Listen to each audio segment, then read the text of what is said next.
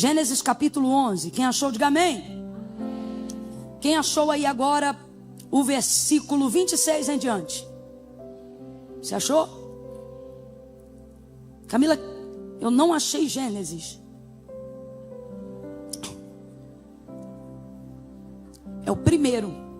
Passa o índice, introdução, você vai ver Gênesis. Vamos lá. Diz assim o texto sagrado. Viveu Terá 70 anos e gerou a Abrão, a Naor e a Arã. Presta atenção, que eu sei que genealogia é uma coisa que às vezes dá uma preguiça, a gente só lê, mas não presta atenção. Mas eu quero que você preste atenção. Viveu Terá 70 anos e gerou a Abrão, a Naor e a Arã. Então qual é o nome do pai de Abrão, Naor e Arã? Isso. Terá gerou 3 filhos. Qual é o nome dos filhos dele? Isso. São estas as gerações de Terá. Terá gerou Abraão, a Naor e a Arã. E Arã gerou a Ló. Sabe aquele Ló que é sobrinho de Abraão? Então, ele era filho de Arã, o irmão caçula de Abraão.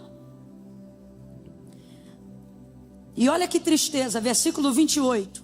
Morreu Arã, ou seja, o filho caçula, o irmão caçula de Abraão, filho de Terá. Morreu Arã, estando seu pai Terá ainda vivo. Você vê que é algo tão contraditório à natureza da vida, da cronologia humana, que a Bíblia, que a palavra de Deus faz questão de ressaltar que o problema não foi só Arã morrer, mas foi o fato dele morrer tão novo a ponto do seu pai ainda estar vivo. E isso é importante a gente ressaltar aqui, porque é o tipo de dor que quem nunca viveu só especula. Existem experiências que você só pode especular, imaginar. Você não tem dimensão da perda, da dor, do trauma causado pela perda. Você vê que uma esposa perde o marido, ou o marido perde uma esposa, o nome é viúvo, viúva, não é? Se um filho perde um pai, uma mãe, ele é chamado de órfão, de órfã. Mas qual é o nome que se dá para pais que perdem filhos? Não tem, porque isso é totalmente contrário à lógica da vida, não tem nome para isso. Por isso o texto está colocado dessa maneira: estando Terá, seu pai, ainda vivo na terra do seu nascimento em Ur dos Caldeus. Verso 29. Abrão e Naor tomaram mulheres para si. O nome da mulher de Abrão era Sarai, e o nome da mulher de Naor era Milca, filha de Arã, pai de Milca e de Iscá. Sarai era estéril, não tinha filhos. Tomou então Terá a Abrão seu filho, a Ló, filho de Arã, filho do seu filho, a Sarai sua nora, mulher de seu filho Abraão, e saiu com eles da terra de Ur dos Caldeus para ir à terra de Canaã. Responda para mim então se você está acompanhando a leitura comigo. O texto diz que Terá saiu com a família inteira da terra de Ur dos Caldeus para ir à terra de Canaã. Então aonde o pai de Abraão queria chegar? Canaã. Ele é um homem de visão. Mas quando chegaram em Arã, ou quando chegaram a Arã, está escrito aí na sua Bíblia também? Quando chegaram a Arã, aí esse Arã aqui, você está vendo, mas quando chegaram a Arã, esse Arã aqui é pessoa ou é lugar? Lugar. Agora, olha que coincidência que não é coincidência, porque seria coincidência demais para ser coincidência. O lugar que o pai de Abraão, seguindo o destino a Canaã, vai parar e não vai conseguir chegar em Canaã, chama-se justamente o nome do filho que ele sepultou. Qual é o nome do lugar? Qual é o nome do filho que morreu? E o nome do lugar? Agora vamos lá, você leu comigo. O destino era qual?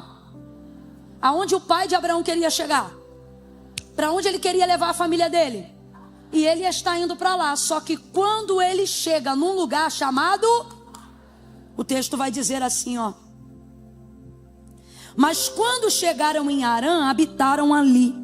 E foram os dias de Terá, 205 anos, e morreu Terá em Arã. Capítulo 12. Ora, o Senhor disse a Abrão: sai da tua terra, da tua parentela e da casa de teu pai, para a terra que eu te mostrarei. Deus falou qual era a terra? Deus falou qual era a terra? Não falou. Vamos ver qual era a terra? Versículo 5 do capítulo 12.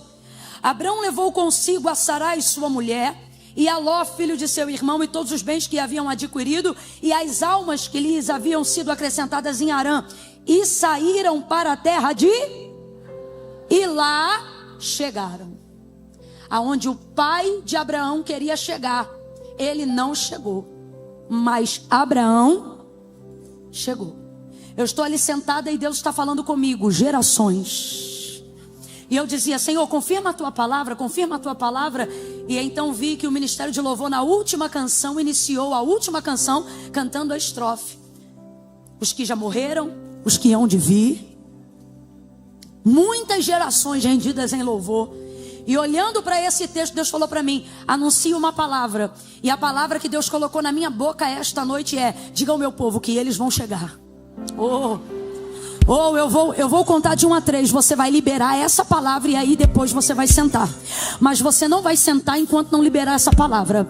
Eu vou contar de 1 a 3. Espera, quando eu disser 3, você vai olhar no olho dessa pessoa que está do seu lado. Camila, mas eu não conheço essa pessoa. Faz ela entender que ela não veio para uma noite de entretenimento gospel.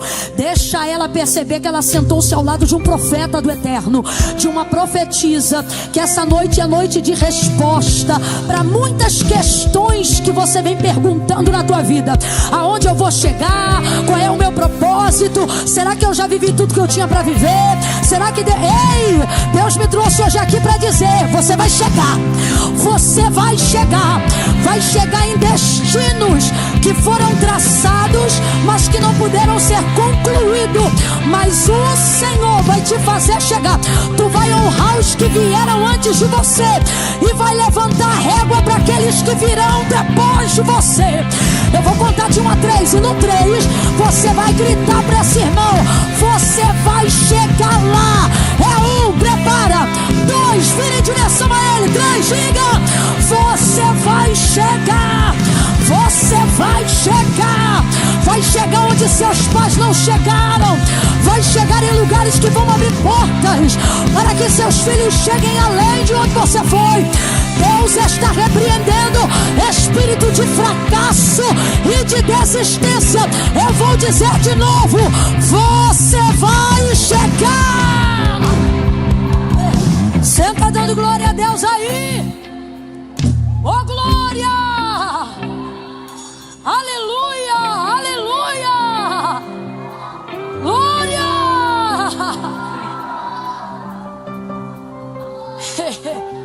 Eita glória! Você vai chegar. Você está aqui pela misericórdia, mas Deus me trouxe hoje aqui para dizer, você vai chegar. Você tem questões aí de anos, sabe?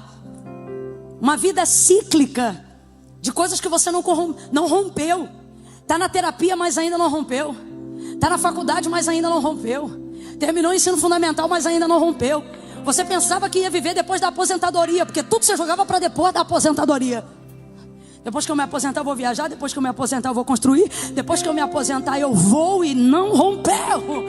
Então você tinha motivos para não se emocionar, para não deixar essa palavra tocar tua alma, que fará teu espírito.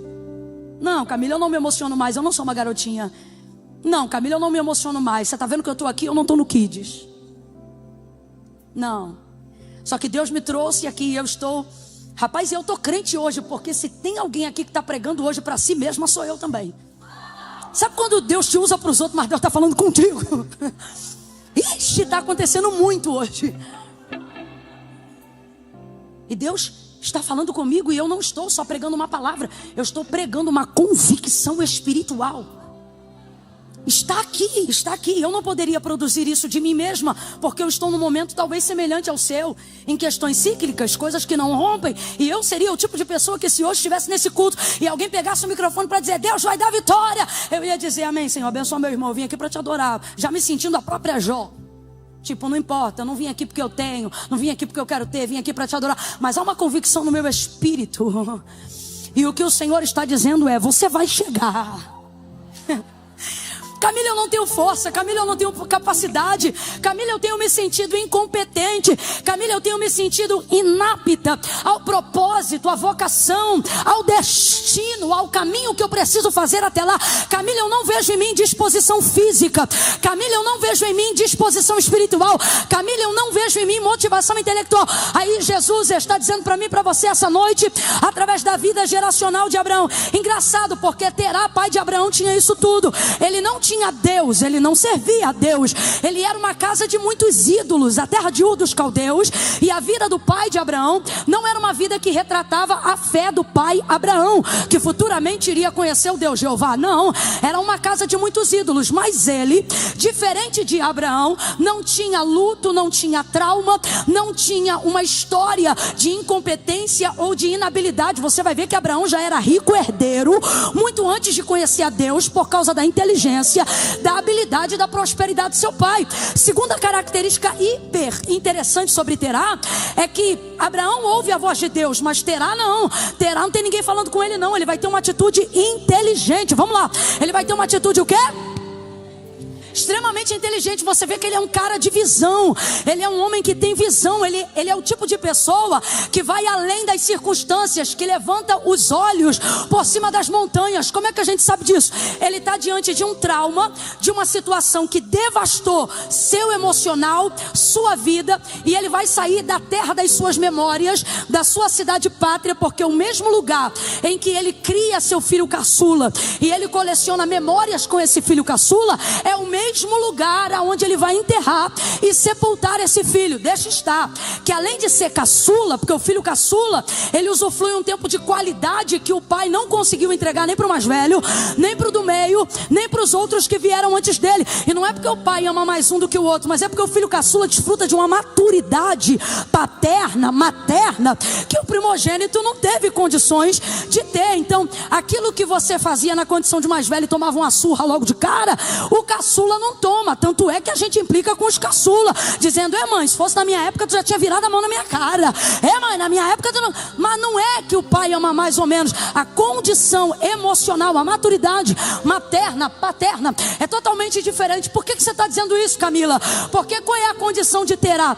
Além de ter um relacionamento maravilhoso com o filho caçula, por causa de toda essa questão, que não precisa ser um mega psicanalista, mas é fácil, é raso da gente entender, colocando experiência da nossa própria vida, a gente vai ver o quê? Vai ver que este filho ainda é o primeiro que lhe dá neto. E quem já deu neto aqui para os seus pais, né? Sabe, minha mãe tem uma frase que eu adoro. Minha mãe diz assim: Camila, neto é filho sem responsabilidade. Ela diz assim: neto é filho com açúcar. É um amor que eu tenho que orar, Camila, sabe? Quando a Rebeca, quando a Laura, minhas sobrinhas nasceram, eu me lembro que era um amor que eu como tia já doía no meu peito. Mas a minha mãe, certa feita eu vi minha mãe orando, falei: mãe, tá orando o que? Ela diz: eu tô fazendo uma campanha que é para Deus dosar esse amor aqui, porque tá virando uma idolatria com essas crianças. Eu fico com falta de ar, de tanto amor. Aí veja, já não o bastante na relação com o filho caçula, esse filho caçula chamado Arã ainda é o filho e o primeiro filho que vai dar filhos, ou seja, netos ao seu pai Terá. Então pensa, eita, ele é amado. Ele foi o primeiro a honrar de maneira geracional o fruto e a semente do seu pai. Então pensa. E aí então o texto não diz como, mas obviamente de maneira trágica, porque o texto diz que o pai Terá ainda estava vivo. Arã morre. Agora, veja como ele é inteligente. Deus não fala com ele, ele não tem um relacionamento com Deus. Certamente os olhos do Senhor estão sobre essa casa, observando Abrão, mas Terá, seu pai, não tem relacionamento nenhum com aquilo que chamamos de fé judaizante, nada. Ele não tem relação nenhuma com Iavé, o Deus Todo-Poderoso. Mas ele é um homem inteligente, ele é um homem capacitado, ele é um homem visionário, ele é um homem que às vezes a gente é crente, mas se não constituir isso, mesmo sendo crente, não conquista as coisas que podíamos conquistar. O que o pai de Abraão tem? Inteligência emocional. Ele tem inteligência emocional. Quando ele percebe que o lugar consagrado às melhores memórias com a sua família foi maculado pelo luto, foi usurpada a sua esperança e a sua alegria pela dor da perda precoce desse filho tão amado, ele não vai desistir da vida, ele vai mudar o lugar da sua geografia, porque ele entendia. Isso aqui é uma outra característica que eu não posso fingir, que ao ler o texto eu não vejo inteirar. Qual? Humildade para entender que você não vence tudo toda hora. Ele entendeu que não conseguiria combater a dor do luto naquele lugar. Ele entendeu que não ia triunfar sobre a dor naquele lugar. Então veja, ele não está se desvencilhando do filho, ele está se desvencilhando da geografia da sua dor. Inteligência emocional: eu vou sair daqui, eu vou sair desse lugar onde as memórias afetam as minhas ações. Eu vou sair daqui onde a saudade paralisa minhas decisões e os resultados da vida que eu tenho que continuar vivendo. E por que ele tem motivação para continuar vivendo? Porque o filho foi embora e deixou um neto. E você sabe que quando um filho vai embora e um neto próximo, criado junto aos seus pais, quem é que vai cuidar do neto como se fosse filho? O avô. Então tira-se força da onde não tem, e ele sabe que precisa dar continuidade ao crescimento dessa família. Sua inteligência emocional diz para ele: aqui não vai dar. Eu acho isso lindo. Eu não vou falar só sobre terá, mas eu preciso que você entenda que o que Deus está para fazer não tem a ver com aquilo que ele já fez, mas por causa do que já aconteceu. Em todo o processo da sua vida você vai ver Deus agir de maneira inédita. Mas você está hoje aqui como Abraão e não como Terá. Olha para o teu irmão e diga assim para ele: você é Abraão. Não importa se é homem ou se é mulher, eu estou falando de motivação. Diga para essa pessoa: você é Abraão. Diga: você não é Terá, você é Abraão. Agora, por que eu estou falando isso? Para você entender que Terá aparentemente tinha tudo o que aparentemente Abraão não tinha. Porque se Terá tinha o luto do filho, e um já foi o suficiente para ficar tão mexido emocionalmente, Abraão tinha o luto do irmão e do pai. E o filho, que na verdade era seu sobrinho, e que seu irmão não pôde cuidar, quem cuidou foi o seu pai. Então ele carrega também o luto sobre a dor da paternidade desse sobrinho, porque o pai morre e ele também tem que cuidar desse sobrinho. Então todo o trauma que Terá teve foi potencializado em Abraão. Toda a dor que Terá viveu foi potencializada em Abraão. Tudo aquilo que não é resolvido numa geração antes de você te encontra na tua geração. É por isso que você não entende. Você que é mãe, você que é pai, vença os demônios da tua geração e não deixe os teus filhos encontrarem com os demônios. Deixa eles se encontrarem com os anjos de Deus subindo e descendo na terra, que eles descansarem. Aquilo que você não luta para romper hoje, você morre. Os demônios não, você morre. Os traumas não, você morre. As dores não. Então tudo que Terá teve de desafio, Abraão teve em dobro. Então eu posso entender que ele se sentia muito mais fragilizado e muito menos competente a realizar cruzadas para ganhar terras e conquistar destinos e abençoar a sua família. Agora, é isso que eu queria que você entendesse. Terá inteligência emocional, humildade. Ele tinha uma humildade que às vezes a gente não vê em crente. Não, eu vou ficar. Não, eu vou confrontar. E você fica flertando com a geografia da tua dor. Fica olhando álbum de foto que só rouba a tua energia, igual ralo. Ralo emocional da vida de muito cristão está aberto. Tem promessa, tem palavra, tem unção, mas a vida não rompe. Não é porque não tem vida espiritual em dia, mas é porque não tem inteligência emocional em ordem. Você está sempre ladeado por toda a geografia da sua dor, visitando os mesmos lugares, conversando com os mesmos ambientes, trazendo sempre as mesmas desgraças de assuntos que não promovem edificação, restauração, cura nem bálsamo. A casa dos seus amigos não parece casa de amigos, parece um leprosário, o lugar de encontro onde um lambe a ferida do outro. Não rompe por isso. Mas esse cara não tem Deus, mas tem inteligência emocional. Esse cara não tem Deus, mas tem competência. Esse cara não tem Deus, mas tem um destino. E pelo visto o destino dele é tão bom, tão bom, tão bom, que quando Deus levanta o filho, Deus bota o filho no mesmo destino. Então esse homem, ele tem uma percepção. Agora, vamos à parte que realmente interessa. Apesar de toda a competência, apesar de toda a visão, apesar de toda a habilidade, apesar de toda direção, responda aí com exatidão: Terá chegou? Chegou, gente? Não chegou. o outro tem o dobro de carga, porque um enterrou um, o outro enterrou dois.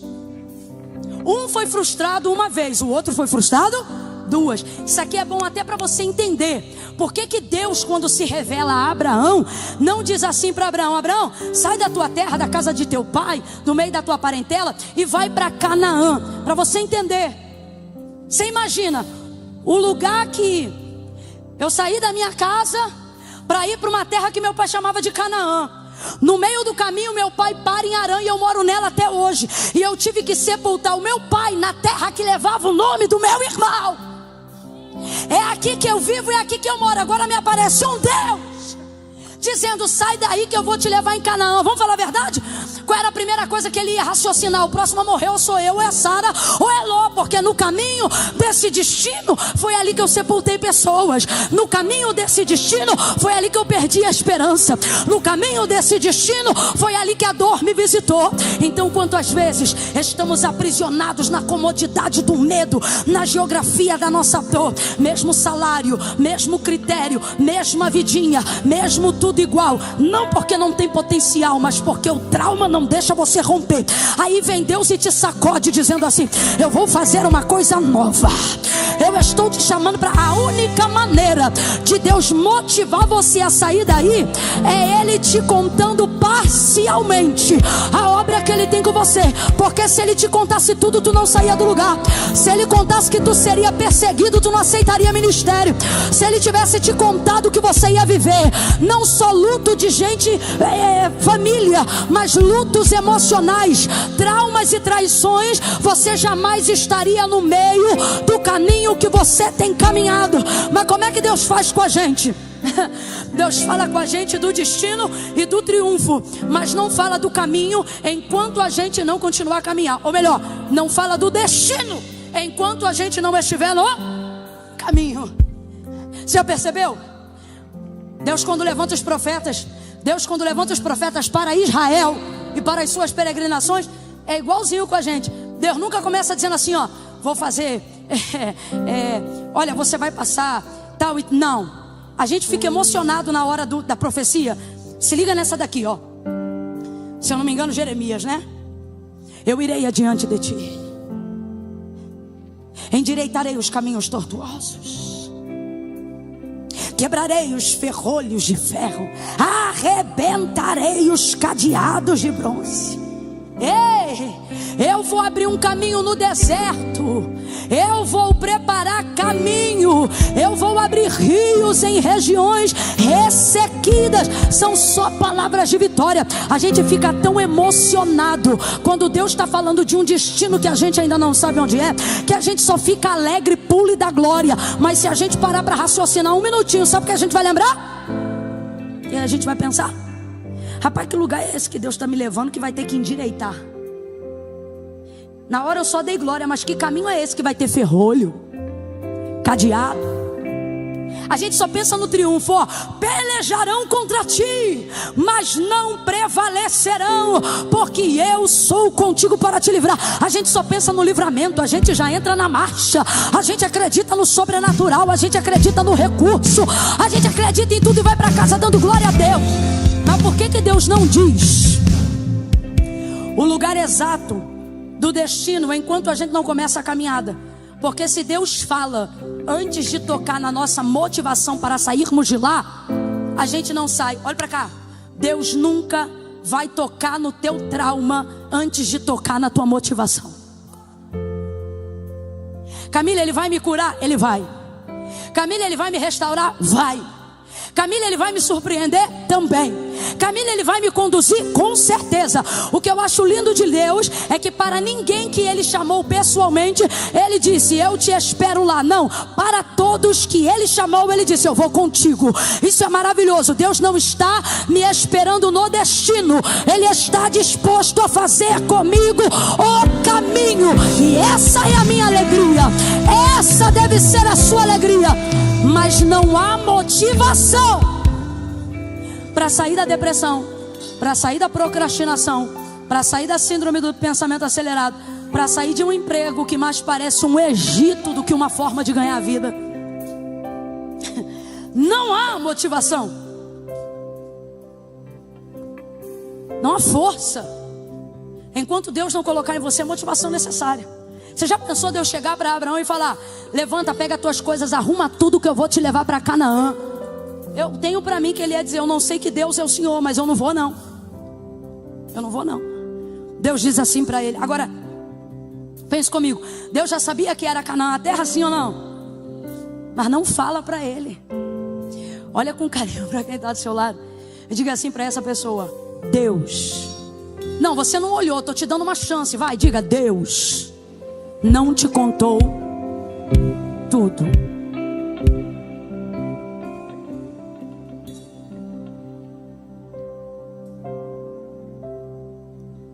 Camila, quando é que ele vai me contar o restante?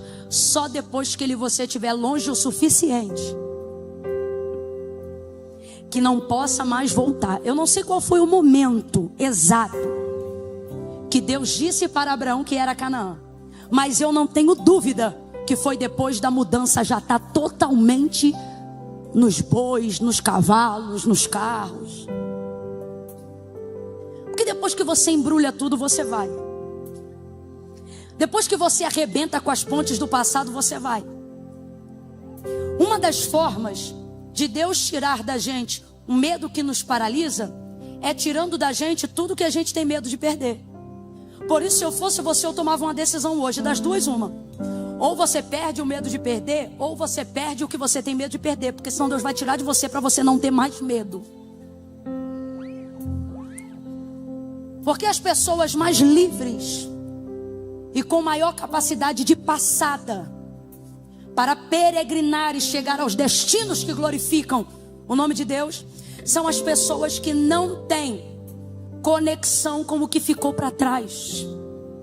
Elas estão totalmente comprometidas com o que Deus está apresentando lá na frente. Lá na frente. Tem o que aparentemente Abraão não tem, e a pressão que Terá sente em um nível, Abraão vai sentir em 2. Só que eu preciso falar e você já sabe. A verdade é que o pai tinha uma coisa que o filho não tem. Só que o filho tem uma coisa que não importa quanto o pai tivesse. Entenda, o pai pode ter tudo. Sem Deus, tudo isso foi reputado a nada. O filho aparentemente não tem, mas com Deus ele pode. O pai tem a visão, o pai tem o destino, o pai tem a direção, o pai tem a inteligência, o pai tem a competência, mas o pai não chega. O filho está naquela terra como se não tivesse mais para onde ir, nem destino e nem direção. Deus aparece e lhe dá um destino. Agora eu não estou falando de Abraão, eu estou falando da gente. Você pensa: Camila, eu não tenho a metade da disposição das pessoas que eu admiro. Camila, eu não tenho metade da competência das pessoas que me inspiram. Camila, quanto mais eu vejo as minhas referências na rede social, mais eu admiro elas e mais eu me envergonho de mim. Quanto mais longe eu vejo que elas vão, mais aumenta meu sentimento de inferioridade e de comparação, por perceber que eu não cheguei nem na metade do caminho que elas estão fazendo, e isso está minando a minha energia. Só que Deus me trouxe aqui nessa noite para te dizer: o que elas têm de diferença de você não é o recurso, não é o dinheiro, porque dependendo do nível de ofensa e de ferida emocional, a gente coloca o mérito do outro em descrédito, dizendo: ah, mas também o pai é rico, ah, mas também a mãe é herdeira, ah, mas também ele teve oportunidade de faculdade, ah, mas também ela não teve filho antes do casamento, ah, mas também, porque o nível da dor é tão grande que é mais fácil descredibilizar o sucesso do outro para justificar a falta de sucesso que eu tenho. É mais ou menos o que o Caim, irmão do Abel, fez com ele. Ao invés de trazer uma oferta melhor e ele melhorar a qualidade da oferta dele, para Deus receber a oferta dele, não, eu vou matar meu irmão, assim eu não tenho mais comparação, eu não preciso melhorar a qualidade da minha oferta. Não é o que eu estou pregando hoje, mas Deus está mandando eu abrir esse parênteses aqui. Pare de desqualificar as conquistas vidas das pessoas que estão em lugares de maior relevância em relação a você. Ao invés de matá-las com fofoca, com difamação, com mentira e com comparação, melhore a qualidade da tua entrega. Que Deus também honra você, levanta você e direciona você. Fecha o parêntese. Então olha a situação de Abraão. Ele não tem aparentemente tudo que o pai tem, mas ele tem aquilo que o pai nunca teve: Deus. Todas as pessoas que te inspiram, todas as pessoas que de alguma maneira te dão ou são referência para que você chegue um pouco mais além de onde você já tem chegado, Deus está dizendo para a gente aqui nessa noite: o diferencial delas não foi o dinheiro, não é a faculdade, mas ainda que seja, qual é o seu diferencial? Deus nos trouxe hoje aqui para dizer: seu diferencial sempre fui eu. Sou eu que abro porta para você. Seus recursos não são como os recursos do mundo. Seu dinheiro não é como o dinheiro do mundo. Sua administração não é como a administração do mundo. Seu caminho não é como o caminho do mundo. Seu destino não é como o destino do mundo. Então pare de utilizar uma comparação mundana para justificar uma frustração, uma angústia que na verdade, pasme, é Deus que está produzindo em você. Para você entender que o recurso que você precisa não está no plantão que você vai dobrar. Para você entender que o recurso que você precisa não está em uma vida de ativismo acelerada o tempo todo. Aí você diz: mas Camila, eu conheço pessoas que usaram este método ativista e devastador, e elas chegaram sem famílias, chegaram sem ter alguém para entregar o primeiro pedaço de bolo, chegaram sem ver seus filhos crescerem, chegaram com o pai para um lado, mãe para o outro, filho para o outro, e alguém que não quer ver ou a cara do pai ou a cara da mãe, chegaram tendo um vizinho como alguém mais próximo do que o próprio pai, chegaram tendo na babá alguém mais próximo da sua família do que a própria mãe. Eu vou falar como se me deu ordem o Senhor: é assim que você quer chegar? Não. Primeiro, não queremos chegar sem a nossa família. Porque, irmão, só quem já viajou para fora ou já comeu uma coisa que a família não podia comer, que vai saber o que eu estou falando agora. Você está num lugar bonito. É maravilhoso, você se sente privilegiado, mas você pensa na hora: queria que fulano, ciclano e ciclano estivesse aqui. Você pode estar em companhias excelentes comendo uma iguaria. Se for uma coisa muito especial que você não tem condições de comer ou de ver sempre, você pensa na hora: se eu pudesse, levava um pedacinho para fulano. Verdade ou mentira, gente? Verdade ou mentira? Você não pode querer chegar sem sua família. Pastor Josué Gonçalves, eu me lembro que ele popularizou uma frase que virou um bordão entre nós maravilhoso: que nenhum sucesso compensa o fracasso de uma família. É lindo como Terá preserva a família, e é lindo como isso vai para Abraão. Ele se muda do lugar da sua dor, mas se muda com a sua. Ele certamente está vivendo a prévia de um quadro depressivo, mas está vivendo com a sua. Ele quer sair daquele lugar, mas ele não vai sair sozinho, ele vai sair com a sua. Deus está dizendo: passe o que tiver que passar, mas passe com a sua. Sofra o que tiver que sofrer, mas sofra com a sua. Aguente o que tiver que aguentar, mas aguente com a sua. Deus te trouxe aqui nessa noite para dizer: o destino que eu tenho para você só vai valer a pena se você chegar com a sua. Estamos vivendo o maior período de degradação da família. Não tá bom, separa. Não gostou, interna. Seu pai é assim assado, esquece ele em algum lugar. Sabe? Soluções rápidas para problemas profundos que só geram mais problemas. Só que Deus está dizendo aqui para nós: esse homem nem Deus conhecia, mas eu acredito que por respeitar muitos princípios era tão visionário. Qual princípio ele respeitou? Seja o que for, venha o que vier, passe o que eu passar, doa o que doer, vai ser junto com a minha família. Sai, Terá, então de lá. Está caminhando, mas quando ele chega naquela região geográfica que se chamava Harã, ele trava. E por que ele trava? Porque você não pode flertar com aquilo que você ainda não venceu. O problema aqui não é Arã estar no caminho. Você quer que eu te diga qual é o problema aqui? O problema é que Arã deveria ser um lugar de passagem. Completa aí para mim, por favor. Arã deveria ser um lugar de... Vamos. Arã deveria ser um lugar de... Só que ele decidiu passar a noite lá. Ele não decidiu montar acampamento permanente em Arã, porque o destino era Canaã. Mas sabe aquela coisa? Só hoje para matar a saudade? Só hoje porque deve ter algum sinal ou significado? Isso sou eu que estou falando.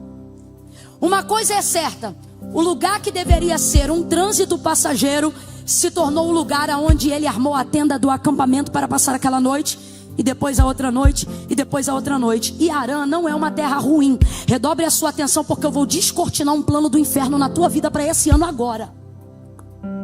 Arã não é ruim. Me ouça com atenção e complete para eu ter certeza que você está acompanhando a mensagem. Ele parou em Arã e ficou 1 dia, 2, 3, e no final estava morando ali. E por que ele está morando ali? Porque Arã não é um lugar, Arã não é ruim. Não tem água como Canaã, mas tem água. Não tem frutos do tamanho como Canaã, mas tem frutos. Não é uma terra boa como a terra de Canaã, irmão. Canaã é uma terra muito boa, não só porque foi escolhida por Deus para ser dada a herança de Abraão e Israel, mas porque ela em si, materialmente, já era uma terra muito boa. Então veja, Arã também tem frutos, mas não como de Canaã. Canaã é tão bom que é utilizado como tipologia de terra da nossa chegada. Utilizamos ou Canaã ou Jerusalém para falar do céu, para falar de lugar de vitória completa. Foi o lugar que Deus introduziu o seu povo depois de 400 anos de silêncio, de escravidão, para que esse povo recebesse a recompensa geracional de tudo aquilo que havia sido depositado na vida desse homem. Então veja, Canaã é incomparável, mas eu preciso te dizer, Arã não é ruim. Arã não é ruim. Arã tem água, Arã tem terra, Arã é lugar de agricultura, Arã tem plantio. Arã não é ruim. Olha para alguém aí, pregue, me ajude a pregar. Diga, Arã não é ruim. Diga, Arã não é ruim. Só que olha para cá, se você voltar seus olhos para Canaã, você vai entender que não é sobre Arã não ser ruim, é sobre Canaã ser... Isso, vem comigo, vamos lá. Não é sobre Arã não ser ruim, é sobre ter certeza que Canaã é... De novo. Não é sobre Arã não ser bom, é que Canaã é... Só que quando você está no caminho do seu destino, do seu chamado, da sua vocação, da restauração da sua família, da sua prosperidade financeira, do compartilhamento da visão que Deus te deu ao mundo, seja qual área for que Deus esteja te conduzindo neste ano de 2025, quando você está no caminho para lá, quando você está vivendo lutas, mas está caminhando para lá, está num sábado de feriado, mas veio ouvir uma palavra porque está caminhando para lá, quando você está em angústia, mas está caminhando para lá, está confuso, mas não desistiu do chamado e está caminhando para lá, está passando crises, mas está caminhando para lá. Quando você estiver fazendo essa caminhada, você será experimentado nela. Então Satanás, guarde isso. Satanás não vai aparecer para você com cauda, com chifre, com tridente. Não vai.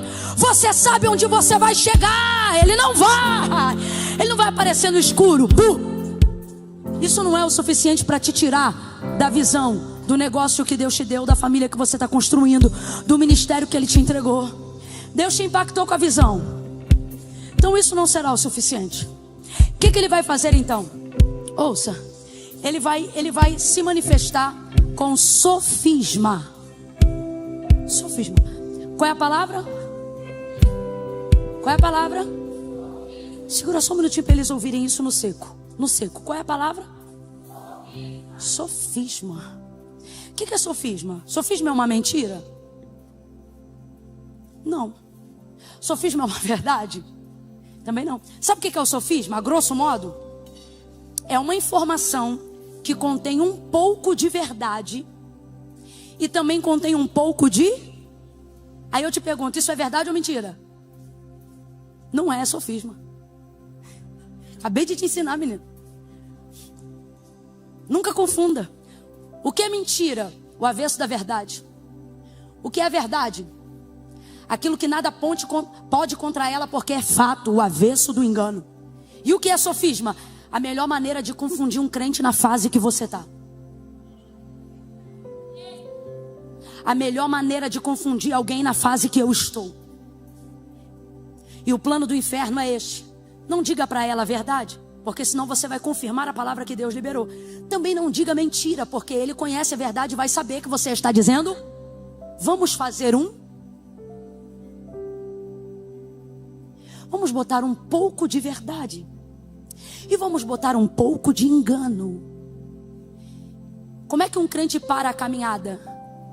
Ele não para quando ele é confrontado. Para quando ele é provado. Sabe quando um crente para? Quando ele fica confuso. Irmão, enfermidade não para um crente que sabe o que quer. Irmão, perseguição não para um crente que sabe para onde vai. Só que quando as informações nos ares e na terra começam a entrar em processo de sofisma, um pouco de verdade, um pouco de mentira.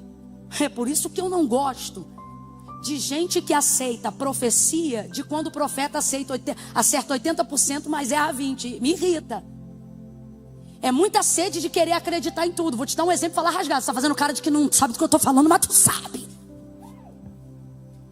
Aparentemente Deus pega alguém e usa alguém pra gente. Aí a pessoa fala uma informação. Batata, cara, isso aí serve pra mim, é isso. Manda mais uma. Meu Deus, está tudo batendo, tudo batendo. Manda mais uma. Ai, que confirmação, você já está chorando, dizendo, meu Deus. Ai, deixa falando comigo. Mais uma. Certo? Mas daqui a pouco entrega um troço atravessado que não faz sentido. Não confirma, não testifica. E aparentemente não era para você. Eu já vi acontecer do meu lado. A pessoa vem e entrega uma coisa, bate. Mais uma coisa, bate. Mais uma coisa, bate. Meu Deus, minha mãe solteira, esperando no Senhor há 28 anos. Meu pai falecido. Aí eu me lembro que uma vez uma moça veio. Minha mãe é muito efusiva no espírito. Minha mãe é sanguínea hemorrágica. E aí ela no culto chorando. Daqui a pouco veio uma profeta. E falou uma coisa, minha mãe. E aparentemente tudo batendo. Daqui a pouco ela diz assim: e aquele que tem levantado a mão contra ti para te agredir? Aí minha mãe: oi. Não para agredir, mas tudo que minha mãe queria há mais de 20 anos era uma mão. Não tinha mão, não tinha nada. Não tinha nem como ter agressão, porque eu não tinha nem mão. Não tinha nada. Não bateu. Ah, mas bateu o restante. Ah, até ali o vaso falou foi de Deus, depois foi da carne. Ok, cada um com a sua opinião. Mas sabe qual é o resultado final? Depois que termina tudo. Porque seria bom se dissesse assim, ó: até aqui foi Deus que falou, agora sou eu que estou dizendo, tá? Aí beleza. A gente pegava a informação e separava. Mas não. Traz uma confusão na nossa cabeça. E aí eu te pergunto: é verdade? Não, porque nada pode contra a verdade. É mentira descarada? Também não, porque bateu uma parte. Então o que é isso? Tu acha que Satanás tem medo do culto? Não vigia não, para ver se ele não senta do teu lado aí na cadeira. A irmã diz: ele está amarrado. Irmão, tem que vigiar. Eu tenho que saber qual é o destino. Quando eu conheço a voz de Deus em casa, eu não me confundo com o que Ele fala na rua. Não importa pela boca de quem Deus esteja se manifestando. Então na fase que eu e você estamos, Satanás não vai entrar com mentira. Satanás não vai entrar, não, ele vai chegar com sofisma. Ele vai pegar um pouco de verdade, vai pegar um pouco de mentira, vai fazer uma salada e vai te deixar confuso. Para que você fique atônito. Vou ou não vou? Então é de Deus ou não é? Então eu faço ou não faço? E com isso, passou um ano e tu está parado. Agora, por que isso vai acontecer com Terá? E aí eu volto a Terá e não a comparação da nossa vida, porque Terá não era crente. Mas você vai entender o que eu estou falando aqui no profético. Qual é o problema? Por que a gente fica assim? Porque a gente acomoda um pouco do que a gente quer com um pouco do que a gente queria ter, mas não tem, e se satisfaz num lugar que Deus não falou. O que é Arã na nossa vida hoje em comparação à vida de Terá, que é a lição que Deus está nos dando hoje como resposta para como o ano de 2025 será conduzido na nossa vida depois dessa noite. A ideia de que eu não vou dar um lugar ruim, contar uma mentira para ele. Eu só vou preparar uma cama quente. Não é o salário que Deus prometeu, mas é um salário que eu posso pagar. Não é a casa que Deus falou, mas é uma casa que vai acomodá-lo. Não é o carro que Deus disse, mas é um carro que vai acomodá-lo. Não é o ministério que Deus disse que ele ia viver, mas é uma forma de protelar a entrega dele para Deus enquanto eu coloco ele num lugar de comodidade confortável. Porque num espinheiro, meu filho, você procura um lugar, mas numa caminha gostosa, com água, com fruta, com suquinho, com tudo, você diz, dá para ficar mais um dia. E é nesse lugar que alguns de nós têm morado.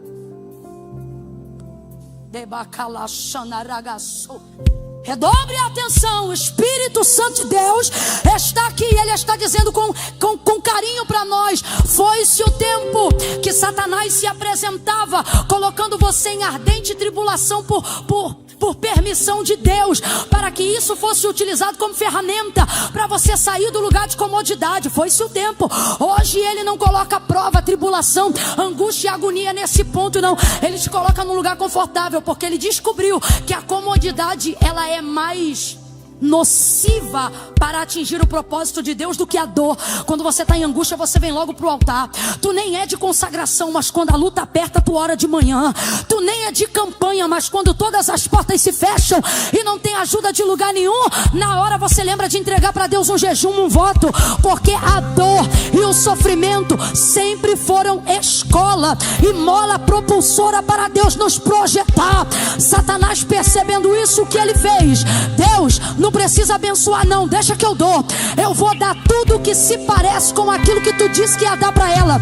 E ela vai estar tão cansada, ele vai estar tão cansado, que ele não vai ter força para ir para o lugar melhor, porque ele vai estar acomodado nesse lugar que é o suficiente. E quando você vê, os anos da sua vida se passaram, e você foi o quê? Você foi uma promessa. Você foi o quê? Você foi um quase. Deus nos livre dessa desgraça. Qual, Camila? De ser um quase. Me ajude a pregar, eu já estou encerrando. Olhe para alguém e diga assim para essa pessoa: Deus nos livre. Pregue para ti mesmo, diga assim: Deus me livre. Olha para alguém aí, gente, e diga: Deus te livre de ser um quase. Irmão, você sabe o que é um quase? A ideia de alguém que podia ter sido e não foi. A ideia de alguém que podia ter chegado e não chegou. A ideia de alguém que poderia ter vivido e não viveu. Ah, fulano quase fez a prova, mas não fez. Quase passou, mas não passou. Quase despontou, mas não despontou. Quase enriqueceu, mas não enriqueceu. Quase pregou, mas não pregou. Quase cantou, mas não cantou. Quase profetizou, mas não profetizou. Fulano foi quase batizado com o Espírito Santo, mas não foi. Fulano quase casou, mas não casou. Quase teve, irmão, o quase é nada. Imagina você na porta do céu. Imagina, Jesus voltou agora. Você está diante da porta do céu. Jesus está na porta. Imagina Jesus olhando para você e você dizendo assim: Senhor, eu fui crente. Eu tomei o cálice, o pão. Eu era do meio da membresia da igreja, mas cheio de coisa ruim no coração, cheio de erva daninha. Mas você se batizou, me batizei. Estava na comunhão da igreja? Estava. Imagina você viver uma vida que você acreditou que foi de renúncia, mas por não tê-la feito com integridade completamente, você sofreu uma parte, mas não sofreu tudo. E aí você chega diante de Jesus e Jesus diz assim para você, ó: então, rapaz, você quase conseguiu.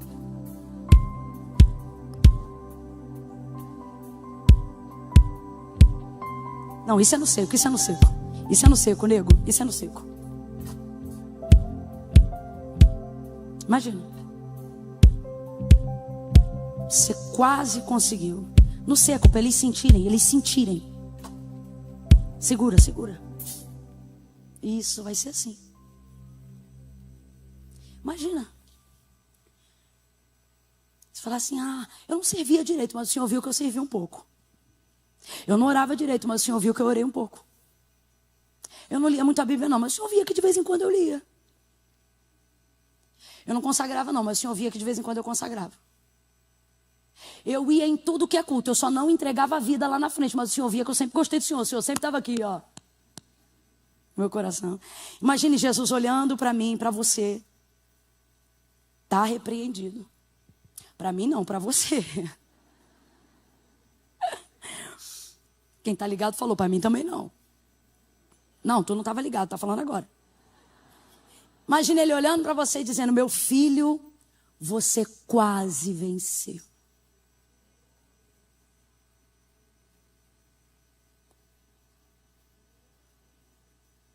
Eu estou em silêncio de propósito.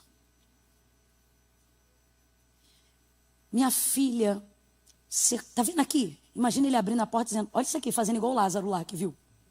Olha isso aqui. Meu Deus, o que o olho não viu, o ouvido não ouviu, agora você está ouvindo, agora você está vendo. Aí quando você se prepara para entrar, ele diz assim, tá vendo isso aqui? Tu quase ia herdar. Mas agora tu vai para lá, ó. Aí tu olha para o outro lado. Aonde o verme não morre e o fogo não apaga. Já se queimou com o vapor do ferro ou da chaleira? Doeu, não doeu? Foi só um segundo. Imagine tormento eterno. Camila, por que você está falando isso? Irmão, não sou eu, é a Bíblia, eu só estou pregando. E como que estamos sendo conduzidos para lá se não vigiarmos? Não é com chifre, nem com cauda, nem com propostas indecentes. Porque na fase que estamos, reconhecemos chifre, cauda, tentações e propostas indecentes.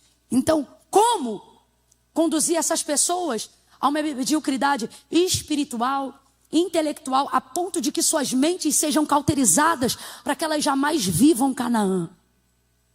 Para que elas jamais cheguem no lugar do cumprimento da promessa, para que elas sejam a vida inteira apenas uma promessa. Como? Coloque elas em Arã. Faça elas passarem uma noite e será o suficiente para uma queda eterna. Por quê? Porque a primeira parte, oferecer o cardápio da queda, é do demônio. Fazer o pedido é com a gente. Deus me trouxe aqui nessa noite para dizer para quem está indo para Canaã: não flerte em Arã. Não troque olhares em Arã. Tem um órgão pesado, uma coisa meio Potterhouse, igreja americana, uma coisa que dá medo com poder ao mesmo tempo. Tipo glória de Deus. Se tu tiver aí, chama. É isso mesmo.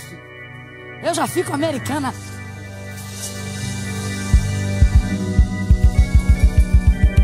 Ei! Levante a mão direita o mais alto que você puder. Não tenha medo, tenha decisão. Não tenha medo, tenha poder de escolha. Levante a mão. Coloque a esquerda na mesma altura da direita, vai. Quando eu disser 3, você vai abrir os braços em volta do vizinho. Quando eu disser 3, você vai pesar a mão no ombro dele, sem preguiça. Não faça quase, faça direito. Quando eu disser 3, você vai abrir os braços em volta do ombro dele ou dela. Vai deixar essa pessoa sentir o peso da mão, da sua mão e da unção que você carrega no ombro dele ou dela. E você vai dar um susto santo, porque este tópico é despertamento e é livramento para a nossa vida. Satanás não vai te enganar e você não vai caminhar apenas 1 milha, mas vai caminhar 2 até chegar ao destino que o Senhor falou. Quando eu disser 3, você vai impor as mãos sobre ele, sobre ela, e vai dizer para esta pessoa: corre de Arã. E vai sacudir ela e vai dizer: corre de Arã. 1, essa noite é a noite de livramento. 2, a comodidade não vai atrapalhar seu sucesso. Deus não vai deixar você terminar a trajetória morno. 2,5, vai baixando a mão, vai baixando a mão. 3, diga: foge de Arã, foge. Sacode ele e diz: corre, corre, corre de Arã, corre, corre. Camila, mas aqui tá bom, me ajude a pregar. Sacode ele e diz assim: Canaã é melhor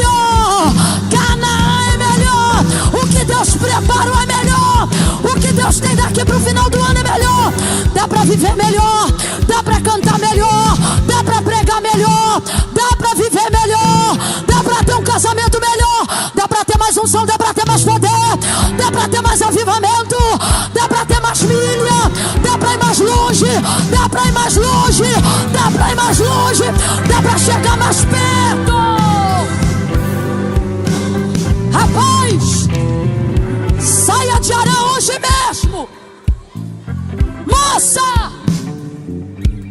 corra de Arã hoje mesmo.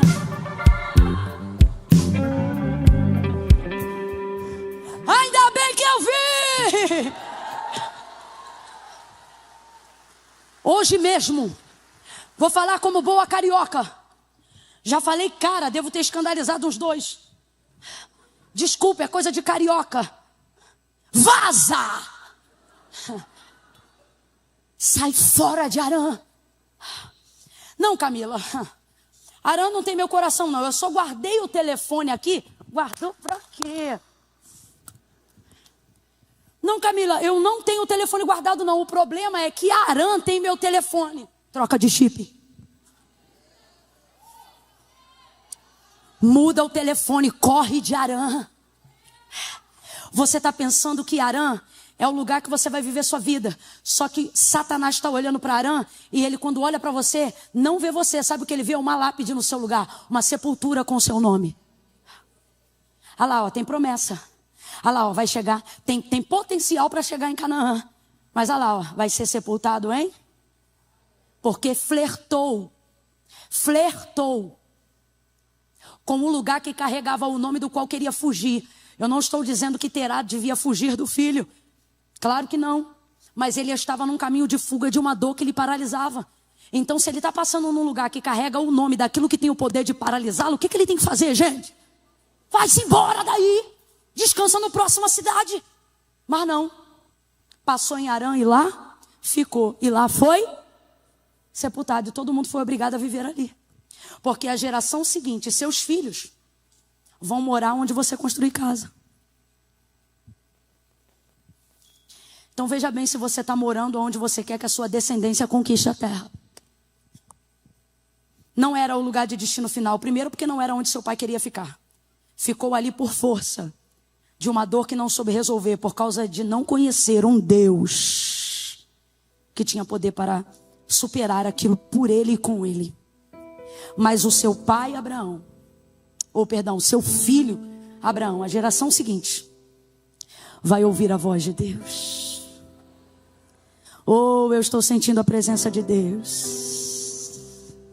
Meu filho, bota a guitarra para gemer também, que Deus é contigo também. Deus não é só com eles não, Deus também é contigo. Oh, essa geração vai ouvir a voz de Deus. Oh, você vai ouvir a voz de Deus. Ano de 2025 não é o ano da tua sepultura, é o ano de você ouvir a voz de Deus com clareza. Você vai ouvir a voz de Deus e a paralisia vai sair do teu caminho. Você vai ouvir a voz de Deus e a apostasia não vai encontrar seu endereço. Eu estou profetizando, se eu não estivesse falando, mas eu estivesse debaixo desta profecia, eu estava glorificando a Deus como Abraão glorificou. Porque o texto diz que ele era fortalecido na fé, dando glória a Deus. Então eu vou falar de novo e te dar uma chance de ser fortalecido. Esta geração vai ouvir a voz de Deus com clareza. Esta geração será direcionada por Deus. Esta geração não ficará paralisada. A tua casa não vai morrer. Aonde terminaram os teus pais, por melhor que tenham sido os seus pais, Deus me trouxe aqui para dizer: em ti eu vou além, em ti eu vou além. Eu vou te sacar da minha aljava e eu vou acertar o alvo. E neste caminho, neste ano, quando alguém te perguntar qual é o teu nome, você vai dizer: flecha do Senhor, porque Deus vai usar minha vida para atingir o alvo da minha geração.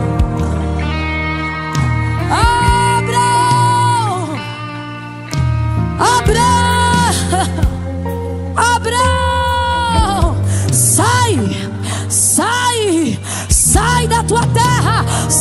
casa de teu pai. Sabe quando você sai emocionalmente da casa dos seus pais? Quando você rompe o cordão umbilical emocional. Olhe para mim. Teu sobrenome diz de onde você veio. Teu sangue diz de onde você veio. Teu DNA diz de onde você veio. Então quando Deus diz, sai da casa do teu pai e da tua parentela, não é para dizer esquece de onde você veio. É para dizer, ei, de onde você veio não te impedirá de chegar aonde eu quero que você chegue. Sai da geografia da dor. Sai da geografia do luto. Sai da comodidade e vai para uma terra. Vai adorando, pode adorar. Vai para uma terra que eu vou te mostrar.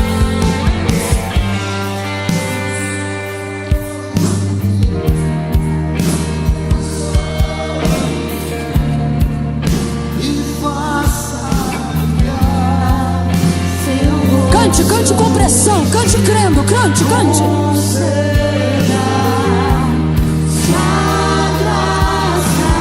Cante e profetize sobre a sua casa. Traga o nome dos teus filhos na tua mente. Traga o nome do teu marido, da tua esposa na tua mente.